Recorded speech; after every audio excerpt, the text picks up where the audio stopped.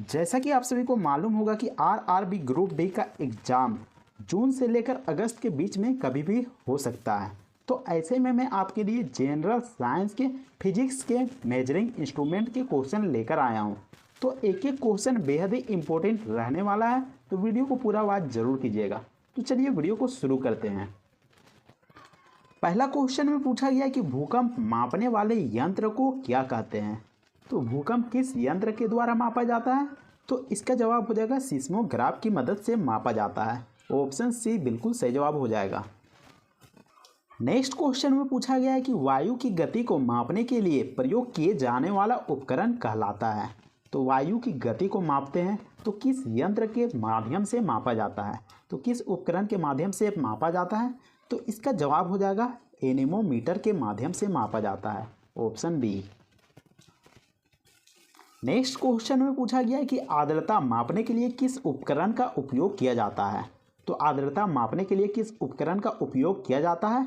तो इसका जवाब हो जाएगा ऑप्शन नंबर बी, हाइग्रोमीटर का उपयोग किया जाता है। तो यहाँ पर देख सकते हैं, एक यहाँ पर हाइड्रोमीटर दिया हुआ है और यहाँ पर एक हाइग्रोमीटर दिया हुआ है।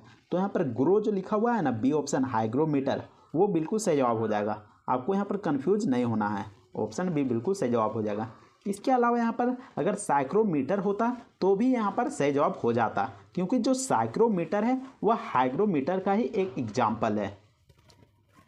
अगले क्वेश्चन में पूछा गया है कि बोलोमीटर का उपयोग खाली स्थान को मापने के लिए किया जाता है। तो बोलोमीटर का उपयोग किस चीज़ को मापने के लिए किया जाता है? तो इसका जवाब हो जाएगा विद्युत चुंबकीय विकिरण को मापने के लिए किया जाता है। ऑप्शन बी बिल्कुल सही जवाब हो जाएगा। अगर यहाँ पर दूसरा ऑप्शन दिया होता, मान लीजिए कि यहाँ पर तापमान या फिर उसमें विकिरण लिखा हुआ होता, तो भी यहाँ पर सही जवाब हो जाता। अगले क्वेश्चन में पूछा गया कि वायुमंडलीय दबाव को मापने के लिए किस उपकरण का उपयोग किया जाता है। तो वायुमंडलीय दबाव को मापने के लिए किस उपकरण का उपयोग किया जाता है? तो कौन सा उपकरण हो जाएगा? तो इसका जवाब हो जाएगा बैरोमीटर।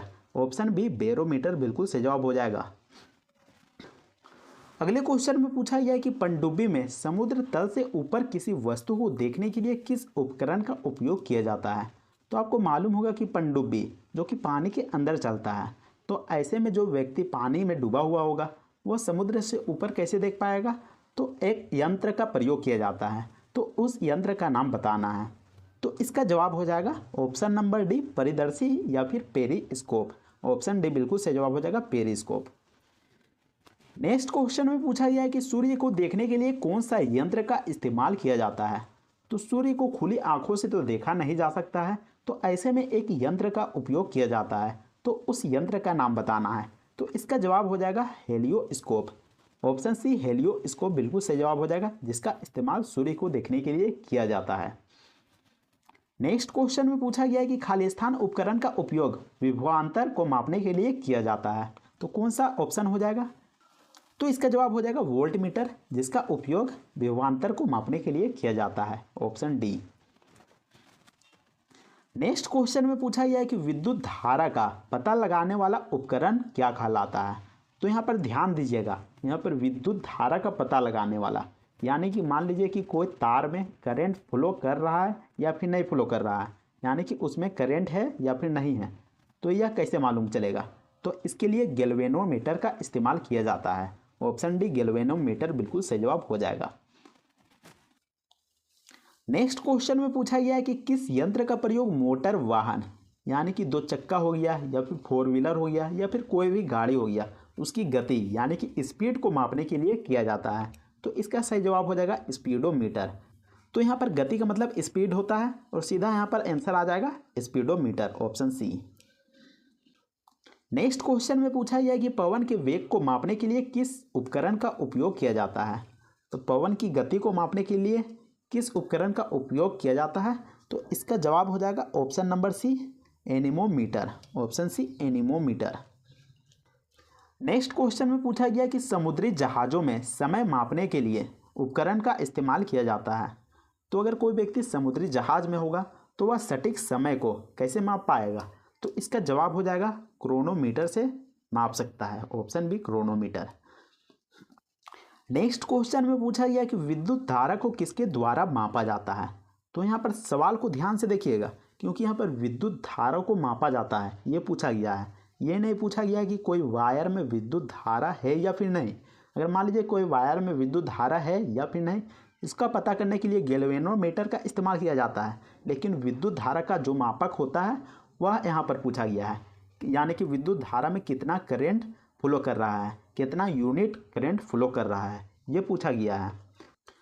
तो यहाँ पर विद्युत धारा को किसके द्वारा मापा जाता है, तो इसका जवाब हो जाएगा एमीटर के द्वारा मापा जाता है, ऑप्शन डी।